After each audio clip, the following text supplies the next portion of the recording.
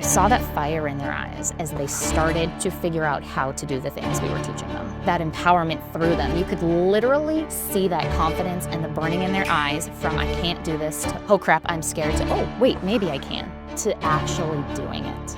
The way that their brain works is so crazy because Meet Patti Stewart, founder of Defense in Heels and author of A Woman's Guide to Self-Defense. She's trained thousands of women and children to walk safer, live bolder, and fight back. Literally, Patti is redefining what safety looks like for all of us. Talk to me about mindset going into teach empowerment while you're going through it. I am honest and say this is what worked for me in this situation when I used it in real life. I walk in and halfway through the class, I help a survivor and she is able to accomplish something that she said was done to her and she never thought she'd be able to get through. That just revitalized me. Now I feel like $1 million again. How did you challenge that structure that you grew up with that like we don't show vulnerability, we don't talk about it? I think it was more of I wanted to be the black sheep. The black sheep is the one that's breaking the mold. They're the one that's healing from the trauma. It was I need to be different because I don't want to be like you. What advice would you give to women who are in that disempowered, disconnected state of confidence? So for me, it was awesome. Welcome to another episode of Built for This Stories of a Maverick. I'm super excited to welcome Patti Stewart, founder and CEO of Defense in Heels, former Miss Nevada, internationally certified self-defense instructor, bodyguard, author, whose mission is to empower women and children to take control of their own safety. From her roots as a model and pageant winner to training celebrities and teaching women to defend themselves in 6-inch heels, Patti's story is packed with grit, laughter, and life-changing insights. So we are going to jump into everything from mindset, muscle memory, self-protection strategies, and the feminine power of confidence-driven self-defense. Welcome, Patti. awesome. Thank you for having me. I'm excited to dig in. With all my guests, I kind of love to understand sort of where it all started, a little bit how, you grew up, and would love to kind of hear about how you got into the whole pageantry model world and then how that kind of dovetailed into the safety component. So, of course, every little girl's dream is to be Miss America. We all watched Miss America and Miss USA growing up on TV every year. So, of course, that's kind of where it started. I found an ad it was like a penny saver or something like that for an upcoming pageant. And I had never done one. I was, 14-ish, 15-ish, something like that. And convinced my mom that I needed to do it and that I needed to be a pageant queen. And she was like, no, you're crazy. You're not the little rich girl that does this. You're a dancer. Just go continue to dance. Did my first one and completely bombed it. It was horrific. I wore my mom's old wedding dress. My hair was 1980 curls, and this was not in the 80s. So those 1980 curls did not help me in any way, shape, or form, nor did her wedding dress from the 70s. But I got the bug. Yeah. And did it again. This time with my own little flair. And it was one of those, they were like, don't do it. Don't waste your time. Don't waste your money. But it was that empowerment you got on the stage. Yes, you get the people who are cheering for you, the people who are just staring at you. And then the judges, which of course freak you out. But that confidence that you build standing on the stage and walking across the stage and then getting the judges' feedback and especially winning, it's a high. Like these gals, it's a full-on competition to them. And that's when I caught the bug with it and started competing and working my way up into modeling and did a little bit of that, which was hilarious because I was a tomboy. Like I was in Taekwondo and I loved, working with my friends who were in rodeo, and I did shop in high school. And then, all my friends would be like, wait a minute, did you just say you wore a formal gown and got a crown over the weekend? Oh yeah, I'm Miss Washington County, I'm Miss whatever, one of those kind of things where I didn't really tell people about it because it was my thing. But then it was super fun because, like I said, you get into modeling. And I remember my first, runway it was a wedding dress event. So you get all these gorgeous dresses and you just walk across the stage. That's all it was. But that was my first little kick into it, as I'm running from Taekwondo practice to get there in time. And then, going to beat up the boys afterwards because, what else do you do in a small town? So it was kind of one of those like random roots that you just picked up. For sure. And did you find I guess from the Taekwondo perspective that it gave you, like skill sets or kind of abilities to sort of navigate the pressures of like pageant world? Because I know dance world very well growing up, and there was definitely like hardcore dance moms, and I was lucky I didn't have that pressure or that experience. But I imagine just in that world there's a lot, and obviously it is about how you look outside of how you speak and your talents. So was your ability, I guess, kind of stand kind of strong, kind of counterweighted with Taekwondo, or sort of how was the mixing of those two worlds for you? Yeah, it actually worked out great. So in the Taekwondo world, you still have to test and you have to do proper forms and you have to give speeches and memorization. So the on stage with the pageants really helped to develop me in Taekwondo. But then vice versa in Taekwondo, I have to know that this person's double my size and I have to kick their butt in order to win this competition. Or, we're sparring in the gym and you have to know how to handle that person, but with poise and grace. The Taekwondo school I was in was very traditional. You're not playing dirty. You're not fighting dirty. You do everything respectfully, which translated into the pageant world for me, because when you did get those nasty moms or the nasty competitors, I was able to walk away with grace. And as hard as it was a lot of times to hold my mouth, I really feel like Taekwondo helped me to, have that responsibility of mouth as well. I did not have all the snide comments, to their face at least, that I really wanted to say and do. So it was really, it was the extreme of balances. Most people are going to do cheer in Taekwondo or cheer in dance, not Taekwondo and pageants.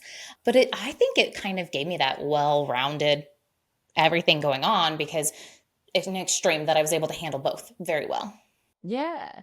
And I mean, I'm curious if it was always for you the realization, like Taekwondo, obviously you're not wearing high heels. Pageant world, you get very used to being in high heels. Or I just say sometimes being a woman in general, if you like high heels, you just have to figure out how to tough it out in those for an extended period of time.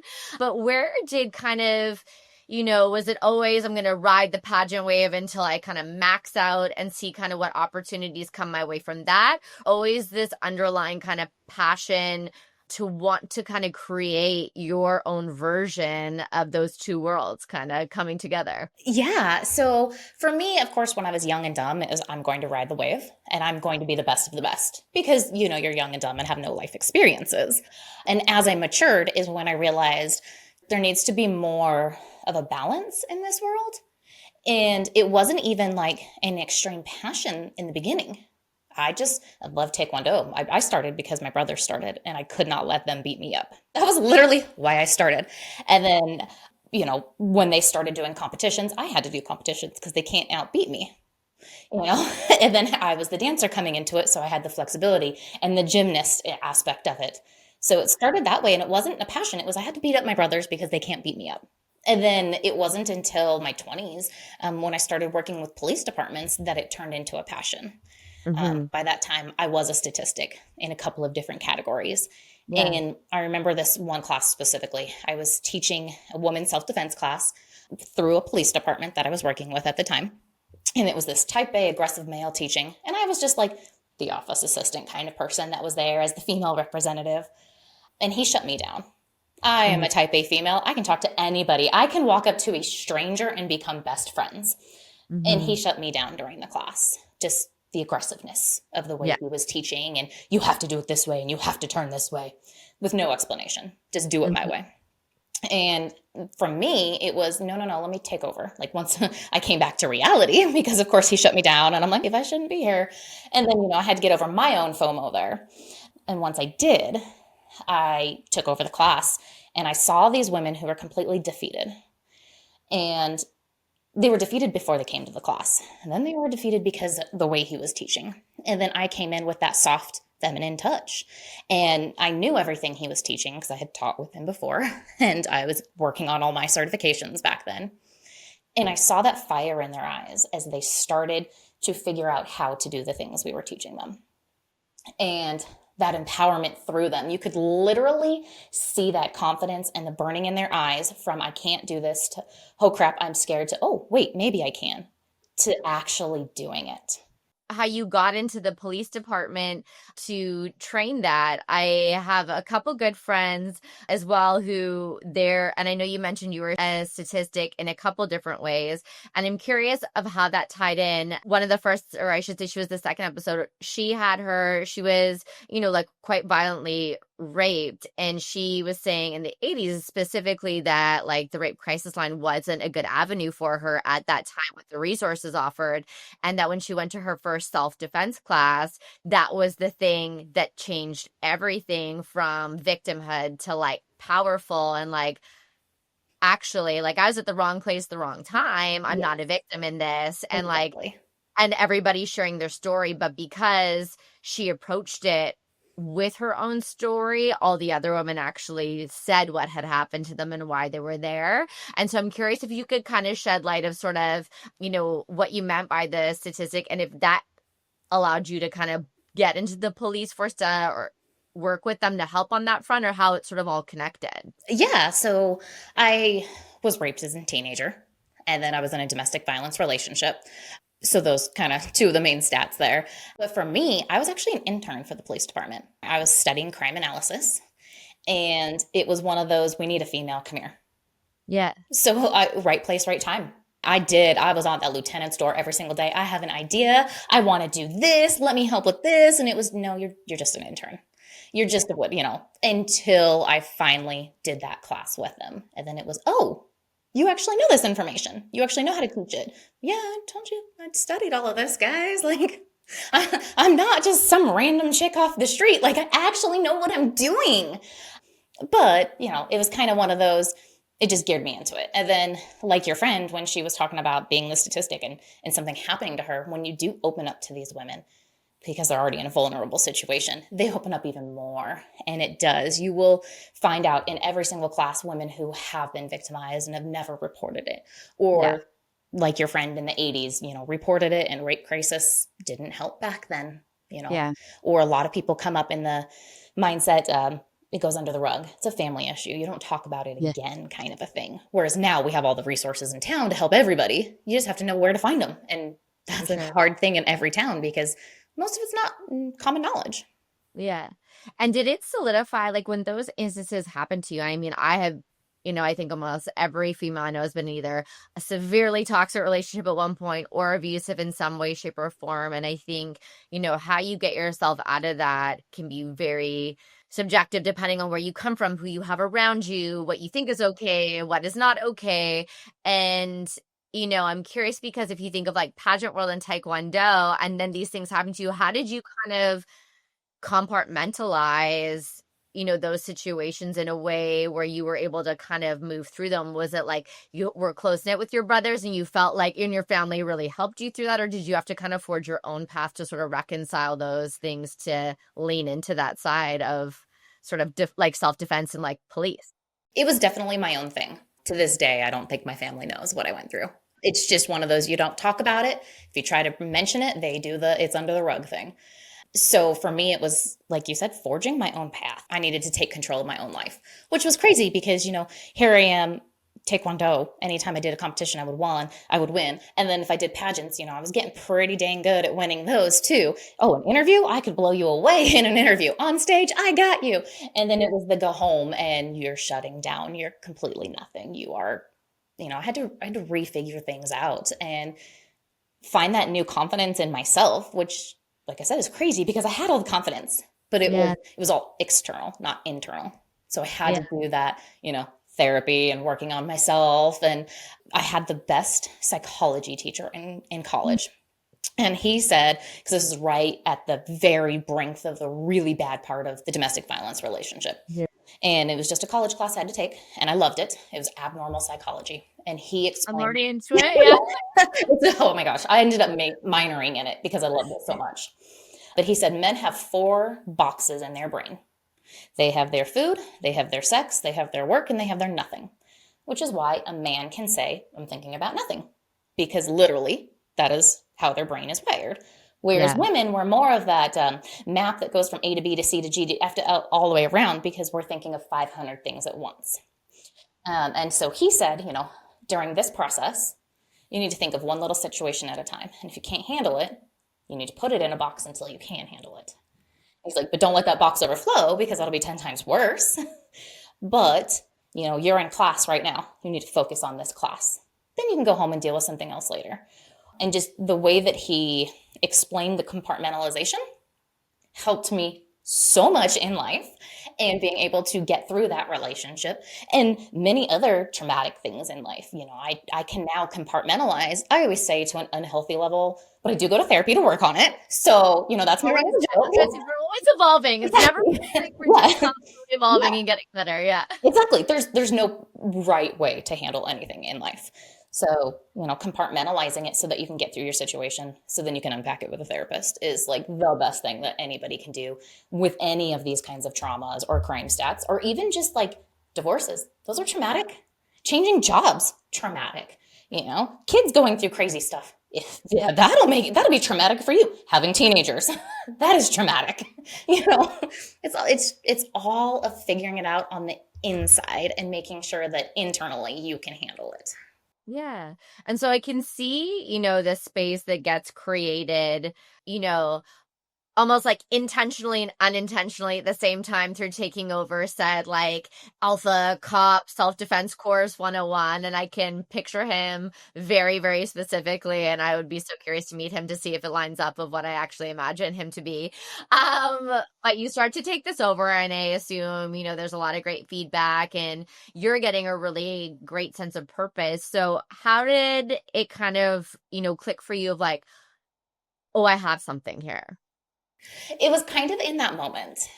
I didn't really do much with it because I was in that relationship and had to figure that out first. I would say it was about a year or two later, it was that same department asked me to come back. I had already moved away from the state and they asked me to come back and teach the class. And then I got reignited again. I saw that light in their eyes again. And that's really like, okay, now I need to make these changes. I need to do something and make a bigger impact than, this one class every couple of years. Yeah. And did you kind of look at it as like this was also something pulling you out? Like if I kind of commit to this is my thing, it also almost kind of I feel like would alleviate the excuse or what will happen of like I can't go back to that. Yes. 100% because I did go back. Yeah. We've all done it. Yeah. My therapist was like, Jenna, is the door closed or is there still a window with a crack in it? And I'm like,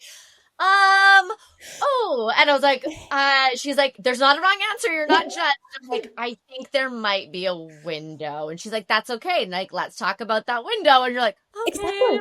Yeah. And then you're like, crap, I'm getting judged. But at the same time, she's telling me I'm not. But like, what do I do? Is this a good thing? Is this a bad thing? Yeah. You're like, I'm admitting that there's a chance this might be a tornado again. Yeah. Exactly. But unfortunately, we have to go through that. And the way that our brain works is so crazy because we don't leave. We think, oh, it's going to change. Things are going to be better. But also that is now our new baseline normal.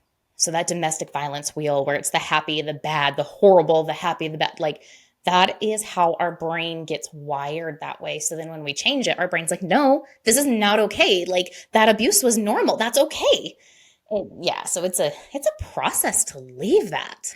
Yeah, I call them the high highs, the low lows, and the longer the distance, the more you can start to like fantasize about the good stuff. And you're like, oh, what's the bad really that bad? And you're like, and you get a slap on the face about it. You're like, yeah, no, it was like, no, don't do it. 100%. And unless you've lived in that, you don't get it. You're going to think we're crazy listening right now.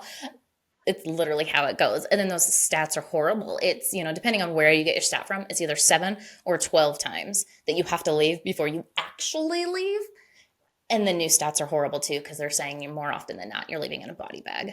There's some tough stuff to kind of mentally and you mentioned like compartmentalize, and I'm great at that. And I remember, the hardest part for me was like, if this was anybody that I knew, I'd be like, run, you're so much better. This like, don't do it. I'm like, I can give you a business case of what I'm doing is so dumb. And there's no good reason why I should be in this. I know exactly what's going to happen. But like all of a sudden, there he is. And it's an Achilles heel and I'm out. Like I just, all of a sudden I'm like, oh my goodness, I'm back in it again. How did this happen? So it takes so much time and it's so funny. And I hate when people are like, but you're so smart. Yeah. And like, Okay, yeah. So now you're saying like I'm not because now you know this. Right. No, we're like it's really you don't. It's so subtle too. And again, everybody's experience different, but for me, it was so subtle, Mm-hmm. the little things. So you're just such a broken version of who you were Oh, that you're yeah. like, like it happened over time. Yeah. They I don't love ever do it the next day or the night you meet them or anything. No, they slowly break you down piece by piece and Yes. say those little jabs or the accidental hitting until it gets to the point where it actually hurts. You're going through your own healing process. We've had we'll call like a little relapse here and there of like where we go back in. And so now you've been asked to kind of come back to this day that it all started in. And so was it your like how did it start? Did it start with a facility using somebody else's space to kind of start doing classes on your own and like have your own business, or what was kind of the journey to get to like your business? I started with like private classes and it was friends. Hey, I just got this new certification. I need to practice these skills before I launch it out.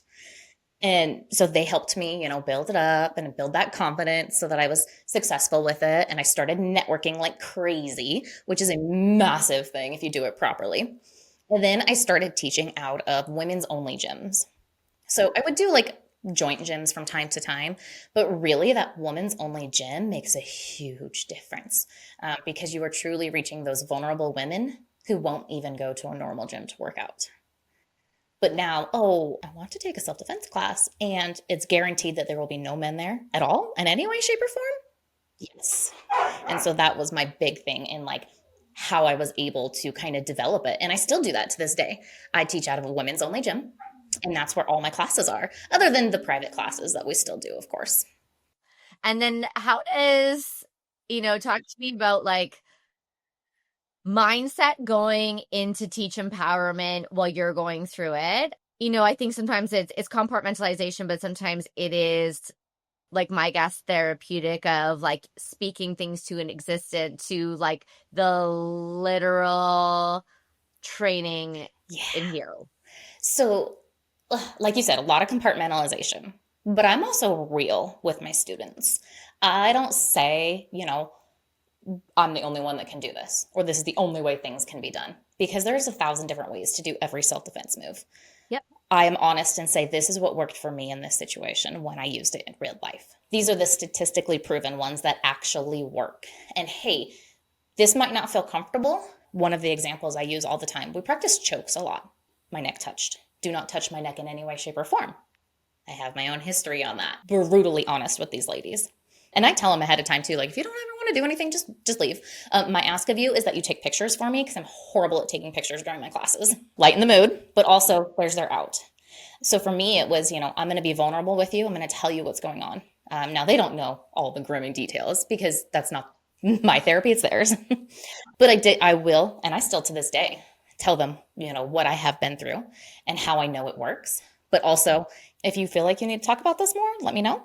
I can get you in touch with a really good, trauma-informed crisis therapy counselor. That's, all that kind of stuff. I had to compartmentalize it until I was ready to work on it. And then also, the confidence. I would go in there and it was, you have to put that different brain on. It is, I'm the best of the best. I can always do this. When in reality, you feel dead inside. And sometimes it's the fake it till you make it. And I always noticed, because I'm doing a passion job, those hard to make it days are the ones that you're there for somebody else. And you go in and I know days that I've walked in and I can't teach today. I don't know how I'm going to do this. I don't want to be here. And I walk in and halfway through the class, I help a survivor and she is able to accomplish something that she said was done to her and she never thought she'd be able to get through. That just revitalized me. Now I feel like $1 million again. And now I'm able to keep going. And she reinvigorated me. She gave me that flame that I needed again. I gave her hers. So that's kind of how I had to work through my trauma and their trauma. Like we talked about earlier, that's ongoing. Like you have random things that'll flag and trigger you 10 years after the fact. The gals that are in my class, because we don't do 500 people classes generally, it's the 10 to 20. I'm honest and real and I explain it to them so that they know, hey, this is how to get through it or how to work through it. Or, if they bawl out crying during a class, you'll see people running up to them and hugging them and supporting them because they've all created that bond with each other to help each other survive, kind of a thing as well. Yeah, I think the community aspect's so important, and like it's so easy to feel like isolated and like there's nobody who understands, or you're just kind of alone in that. And I think that it's so funny. It's the toughest stuff to say out loud and let people into the world that you're experiencing. But as soon as you do, you're like, all these people do want to show up for me. It was just so scary to like, and there's shame attached. Like, if I say this, people are going to know. And then like, what are they going to think of me? And what are they going to say? And again, I remember my therapist like, Jenna, who's telling you this? Who's told you this? I'm like, no one. I've told myself this. Yes, And she's exactly. like, great. So like, we work on like some better language. And I'm like, yes, we can. Exactly. I've also noticed there's like the male aspect and the female aspect of that, because as females, we're willing to be vulnerable with each other. And, you know, I could walk up and be like, I'm not okay today. You know, this podcast is hard for me to get through, and you would support me. Whereas in a man, it's come in with your qualifications and tell me how amazing you are, and you better be better than me. Yeah. Like, so we have that. Definitely don't want to do the feelings side of things. That's Not like, with dudes. Yeah. Goes over there, that would be great. Like, Exactly. So you start these classes and then they're women only. And then how did you get into being a bodyguard? So that was a friend of a friend kind of a thing. I have, of course, had all my training in my CCW and working with guns and all that kind of stuff. And they were like, it started with, hey, I need a female that can like pretend to be a girlfriend, but really you're the bodyguard, but I'll teach you everything you need to know. I'm like, oh, okay. Like, do I get a free dinner out of this or something? Like, what am I doing here? And they did. They came in and they taught me all the things I needed to do so that I could be the bodyguard. And it started with simple things like you pretend to be the girlfriend, or you pretend to be the friend on the girls' trip, when in reality you're the bodyguard. And then it worked into, hey, so we have some celebrities, you know, low level, B, C, D level, but we need a female. Can you come in on this? And when they realized that I was able to control myself, control the situation around me, but also that threat, like I can see what's going on and kind of paying attention to everyone and everything around me, they're like, oh, you're actually good. Like, let's train you a little bit more and move you up, to the point where I was working with A-list celebrities for a little bit. It was super fun.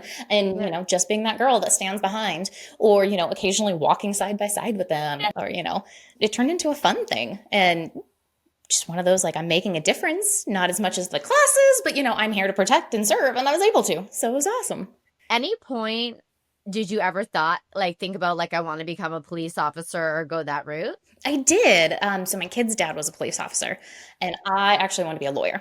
And his response was, lawyers and cops don't get along, so no. I'm really good at all the things I do when it comes to, you know, this world, self-defense and martial arts and talking to people. So I feel like I'd be a great cop. And he wouldn't let me. So after the marriage, I thought about it, but then it was also, you know, his schedule versus my schedule with 2 little kids. And it wasn't in the cards. Now, luckily, I do get to work with detectives day to day now, but no, it was not in the universe's plan for me in this lifetime, because I definitely attempted it a few times, and just, you know, schedules and kids and. Yeah. And life comes into play for sure. And I'm curious kind of your like personal experiences now, you know, training and kind of having like exposure to these different worlds. I'm so interested into, like, you know, we call it like freeze, like fight or flight, you know, or fawn. And in a crisis for you, like, I imagine like brain freezing, because it could be something similar to what you've experienced. And like, you know, with one of the special operations guys that I talked to, and he was just like, you always have to trust on your training. You have to be like, you have to know that you're going to be able to do it. I'm just curious for you, and like those moments, or if any of them led to kind of like crisis moments for you where like your training did come into play, I guess mind and body reacted, or. Yeah. Definitely. Yeah. So for me, I'm definitely the reactor, and I totally believe that's all of the training, because you create muscle memory as you train. It's that repetition. You know, it takes 100 repetition cycles before your brain starts to actually be like, oh, okay, so I'm supposed to remember this. But they also say, you know, train like you fight, because at the end of the day, you're not going to fight like you train. Like, we are not going to stand perfectly. We are not going to hit perfectly. Like, you need to practice like you're going to in real life. So I think for me, it has definitely been that. Like, I have done all types of random trainings because, ooh, that interests me. ADD, let me go try that one out. So I have done, the field medic and, fixing a body kind of a thing. And I have done the gun training, and I have done the less than lethal, and I have done the martial arts, and I have done the weapons and all that stuff. And it all kind of comes into play as long as you're practicing it. So for me, I'm definitely that person you call in a crisis mode. And I've experienced that more than a few occasions where, universe has you at a certain place in time because you need to be that calm throughout the storm when nobody else can handle themselves and things are going crazy. Or my favorite is the people that just stand and stare and do absolutely nothing and need to be directed orders at. I actually had an experience a couple years ago, and I love to tell this story now. I was setting up for a vendor event. So here I am, you should take my self-defense class and buy my stun guns and my pepper spray. And a light fixture fell and hit a little kid in the head. Oh, no. And he was, 3 at the time, I think, maybe 4. Any head wounds gush more than normal. A lot of blood up there. So mom's freaking out, screaming. Everybody else is just standing and watching. And I remember barking at orders. You call 911. You go get me this. You go get me this. And I went over there and I just smushed the kid's head back together until they had gotten me the cloths and stuff. And it was one of those, mom's still just freaking out. Everybody else is just, unless I gave them orders, staring. Ambulance gets there. They take the kid to the hospital. And mom calls me a couple hours later and says, hey, like, you're that angel that I needed, because the doctor did say he lost so much blood that if you hadn't done what you did in that moment, he wouldn't be around. But it was instinct. Like, I remember, I think it was right before she called me. So a couple hours later, I'm now talking to people because the event had started. And at one point somebody goes, is that blood on your shirt? And I looked down and I was covered in this kid's blood. And I didn't even know it. But then it hit me. And then that's when the freak out came to me, because I was like, oh my gosh, what just happened? Whereas everybody else did that in the moment. So I think that compartmentalizing really helped. And then all the training, because I was able to just go in and take control and help everybody and do what needed to be done to get this little kid safe, and making sure everybody else knew what to do. Like, I even had people moving cars and carts and stuff so that the ambulance could come in and handle the situation. But it was just one of those, the training came to be. If I hadn't taken that combat training, I wouldn't know what to do. If I hadn't been through crises before, I wouldn't know how to command other people and tell them what to do to help me in that situation. But then it was I had to call my sister and be like, something just happened and I need to talk about this to somebody, because apparently I was awesome. I was a badass in the moment, but right now I'm not, and I really just need to talk this out. Yeah, I love the switch from commander to soft girl, and okay, that was just a lot, and I need to kind of move through this. 100%. I mean, throughout this, and you're getting people to take your class, and building this community of women. So the kind of, I guess, the self-defense book, the other avenues like teaching, did you have a lot of women who were like, hey, I want to become an instructor, and kind of move that so you get to kind of create your own training program and your style of how you kind of combine all these different modalities together? Sort of, is it, hey, I'm already full and I there's only me and I can't do all this? So talk to me a little bit, looking at it from scaling a business, and then also also scaling impact, really. Yeah, definitely.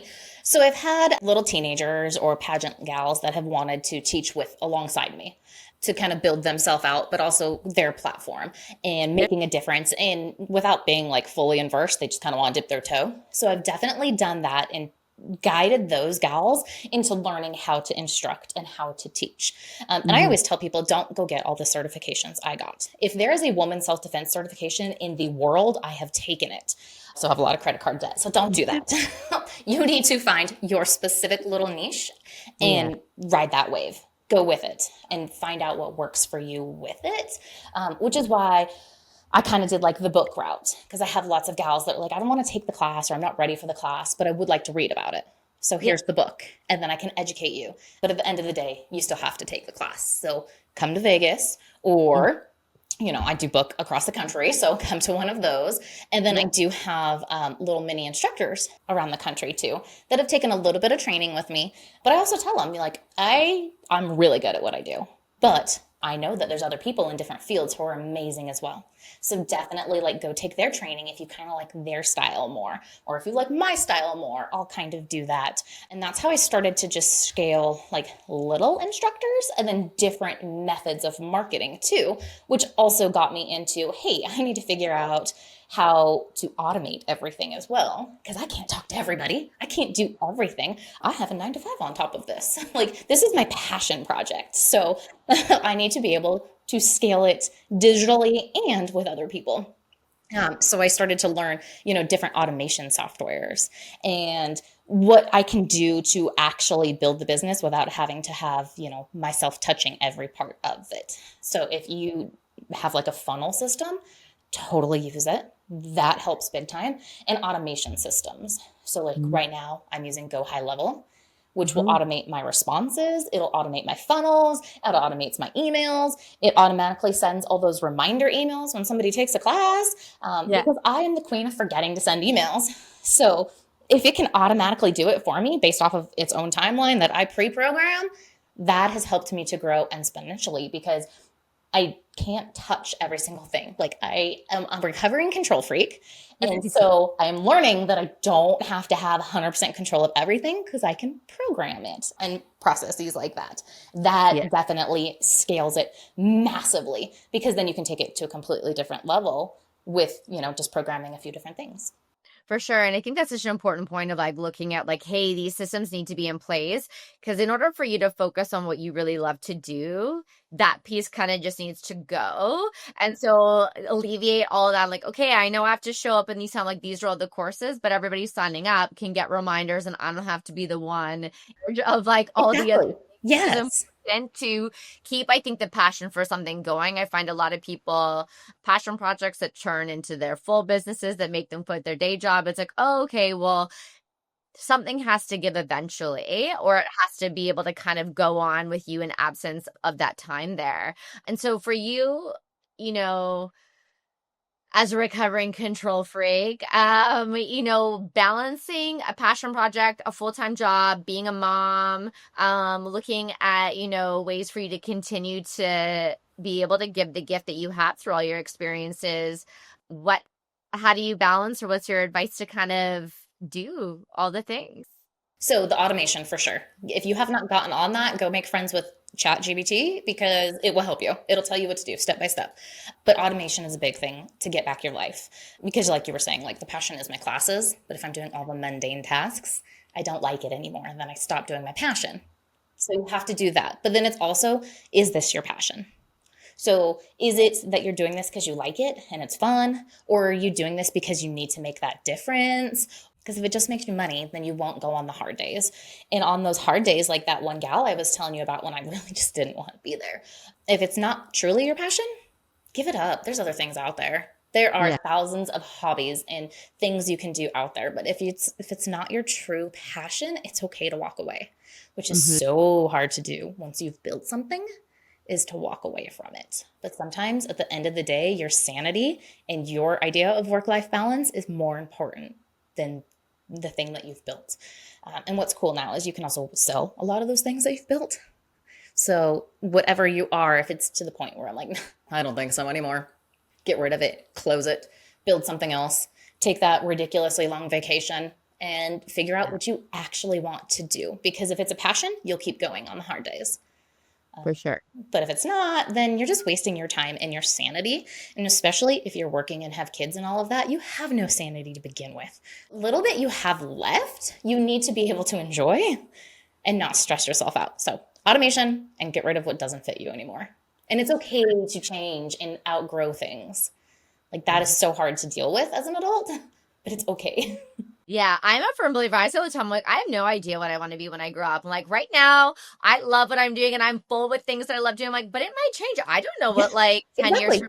Like, and if something's interesting and exciting, I might want to go after that. And I think I'll call it like very old school way of thinking is like, this is, your job. You stay in that until you retire and you get your pension. I'm like, well, joke's on you. No jobs offer pensions anymore. Right? So I was like, exactly. No. Figure out what you want to do. And then also like, we live a lot longer now, so you're going to be many different people. And I think that getting used to just letting go of something and moving on, whatever that might look like is tough, but it's like the best gift you can give yourself. Yes. And you have to be okay with it, which is so much easier said than done. But, go read, what is it, Mel Robbins, Let Them? That will change your mindset on the letting go of things and jobs. And they say right now that the average job that you move away from because you want to, you're staying because you want to be loyal and you think they'll take care of you. They say it's a 30% increase when you do jump ship now in income. So go do what you're happy with. Enjoy freaking life. And automate the things you don't like doing or hire a virtual assistant. Like those are life-saving. Yeah, big time.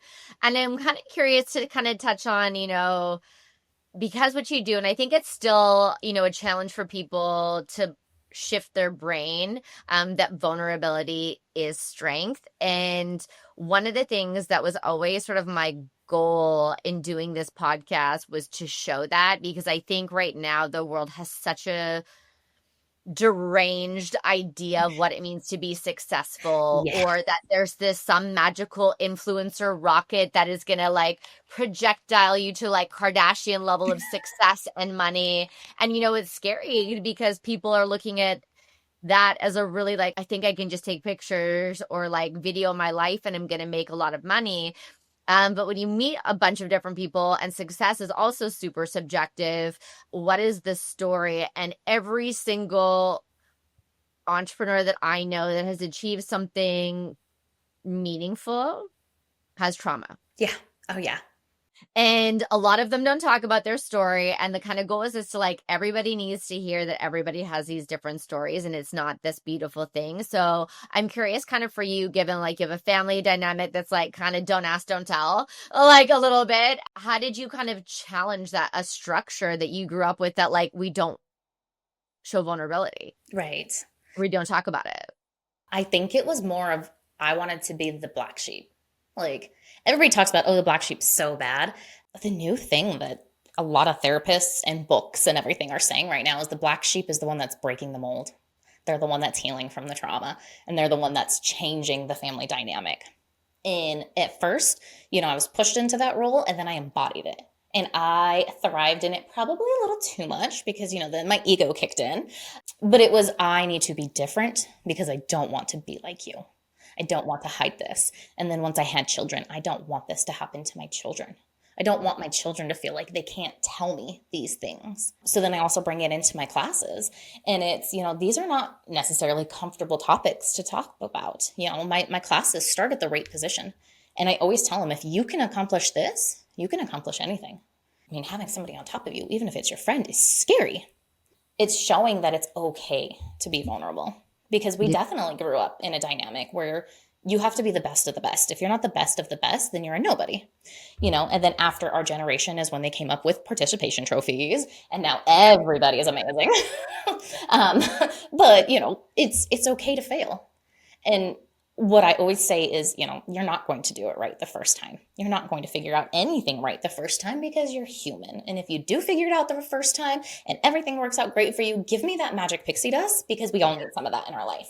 But just being open and honest and explaining like, this is where I am, take it or leave it. The classes, I'm here to help you. I'm not here to change your mind. I'm just here to help you and teach you and guide you. And then same thing with the kids. Like, I'm here to help you. I'm here to make a difference in this world, and I don't want you to go through what I went through. So it's kind of like that overall. Vulnerability is okay, even though we grew up saying it's not. And it was one of those, I just embodied it and rolled with it, probably to an unhealthy level. And then, I got the therapy to make it healthy. Everybody has their ebbs and flows, but I would say, I think what's come through, and any kind of woman that I know that's been able to turn sort of trauma into power, and then there's like a confidence that comes about it, and then always inevitably humor and jokes about it allows such an empowering shift in other women. And like, especially when they can go into like such hyper detail about what happened to them. And then there's this element of humor in that whole situation. And you're like, for that moment, you're almost looking for like, maybe that wasn't as bad as what happened to me, or like, if they can get through that, then I can figure out a way to get through this and like have my head held high no matter what. And I just think that that translates so well outside of like your personal experience into business as well, and being able to use that kind of those superpowers for the betterment of people around you. At one point, I had like a team of 100 people with me that were all training and teaching and doing the same things. And I always told them, like, learn from my failures, but it's okay to fail and it's okay not to figure it out. And hey, I'm going to tell you what worked for me, but it's not going to work for you because we're two different personalities. We're two different people, two different parts of the country. Like everything is different for everybody for a reason. You know, if we were all Barbies, it would be all boring. So we have to be able to be different and figure things out and grow through our challenges. For sure. And to kind of round it out, I would love to kind of like close out with sort of the questions for you, and one of them being, what's one habit or ritual that kind of keeps you grounded amidst a busy schedule? Definitely. So me, I'm all about nature. I have to go out into nature to recenter myself. And it's something about, having your feet on the dirt and then just that calmness around you, not music or anything, but just that calmness of like, look at that gorgeous tree or gorgeous lake or that mountain. That really centers me. And as long as I am centered, I can take on the world. So I have now created like my me day. So my Sundays, I'm going to cook and clean and prep for the week, but I do not make plans.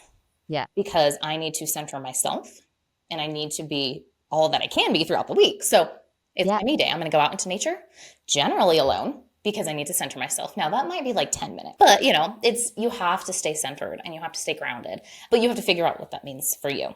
And so it took me, over 30 years to realize it's nature and me time. Like that is how if I do that on Sunday, I can have, 120-hour week of work and class and work and class and work and class. And then I still accomplish all my emails and all my automation, all my everything.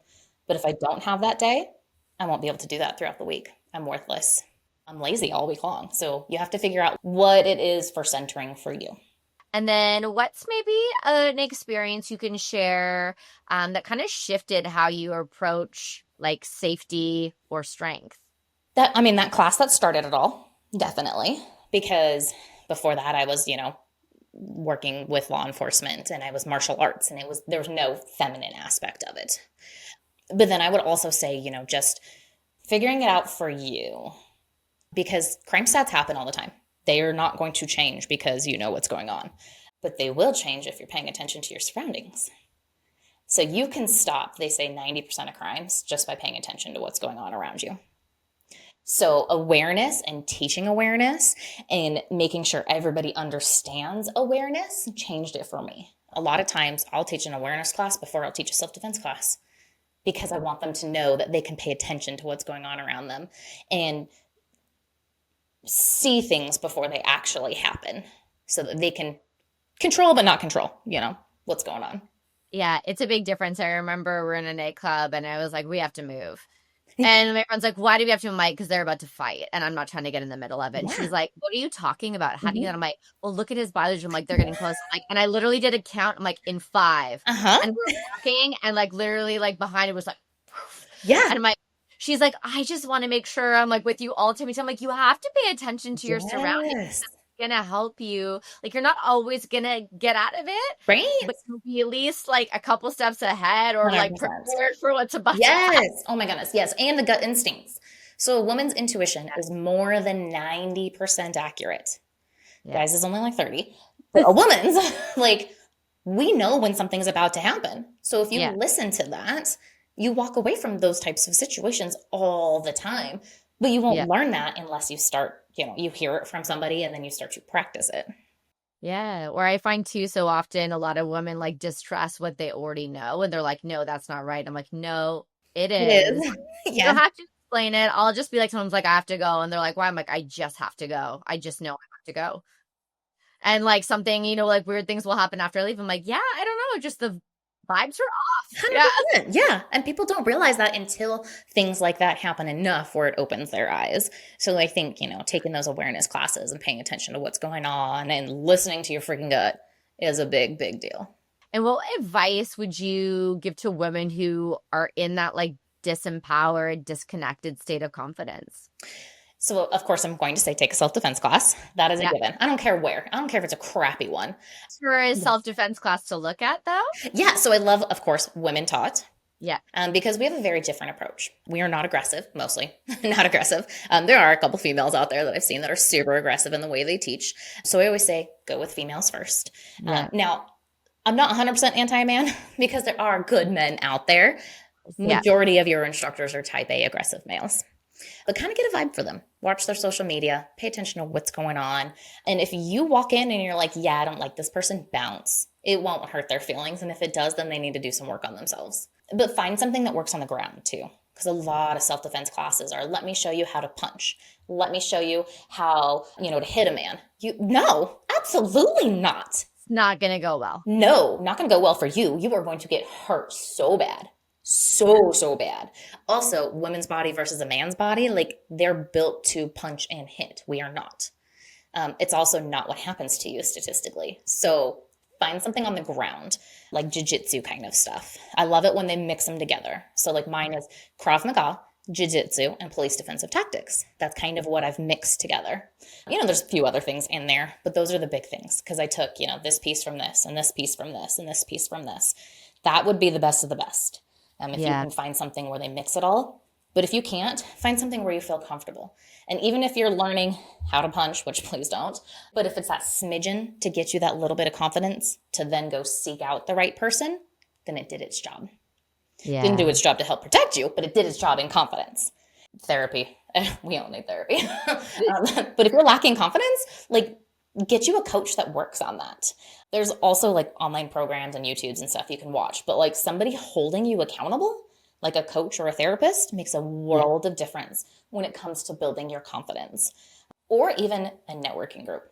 Yep. So you can make friends there. If you have a business, you can build that up, but they have networking groups that teach you how to be confident, that teach you how to public speak, how to build your brand and how to market. So join one of those where they're teaching you. So then you don't have to come in and be, the top of the top. You can come in and be like, yo, I have no idea what I'm doing, but I know I want to build myself up and kind of learn from y'all. So put me in, coach. And they will. So 100% networking in a class. Love it. And last question, in your own words, define what built for this means to you. Finding your passion, your drive, and going in head first. Awesome. Thank you for sharing everything and being so open in terms of your story and what got you to where you are today. I think it's really helpful from, a female aspect to understand all facets from being, I always call it the wounded warrior, place and being able to do something that's really impacting women everywhere. And I think that's really powerful. So thank you. Thank you for having me. You bet.